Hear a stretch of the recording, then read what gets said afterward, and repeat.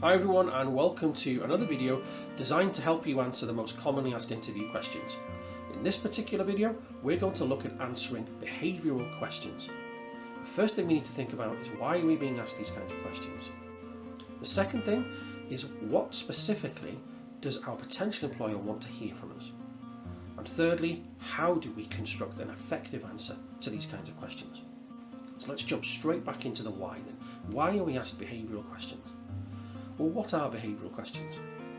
Behavioural questions are often referred to as open questions, and they start with words such as when, where, what, why, who or how. They can often start with phrases such as, can you give me an example of? Or tell me about a time when.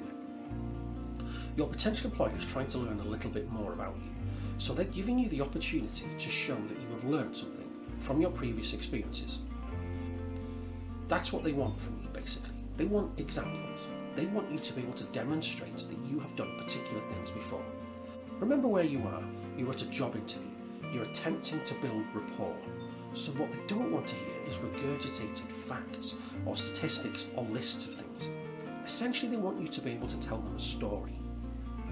So you need to be able to demonstrate through your effective answers that you are the right person, you are the right fit for the job. And we do that by preparing and researching answers to these questions in advance. Now, if this is something that you struggle with, going into Google and simply typing in the place of work that you're going to or the kind of job that you're doing, and then typing in behavioural interview questions will give you a whole list of possible answers and scenarios to these kinds of questions. So what our employer wants from us is a structured answer. They want to hear beginning, middle and end. And the way we do that is by using something called the STAR method, something that you might have heard of before. The STAR method's been around for a while now. And STAR is an acronym. It stands for situation, task, action and result. So looking at your previous examples, looking at your previous places of work, think about instances, think about a situation. Where were you? What were you doing specifically? Then a task that you were given. Who asked you to do something? Was it a co-worker asking for help? Was it a manager or a supervisor asking you to do something? Then the action. How did you do that thing? If you're not specifically told to do something a certain way, then this is a good place to demonstrate that you've used your initiative. So talk about the specific things that you did, not what a group did or what a team did, what you did specifically, because this demonstrates that you've learned something and that you've grown from this. The result should always be a positive result. There should always be a good outcome, and you should always be able to demonstrate what you've learned from these particular things.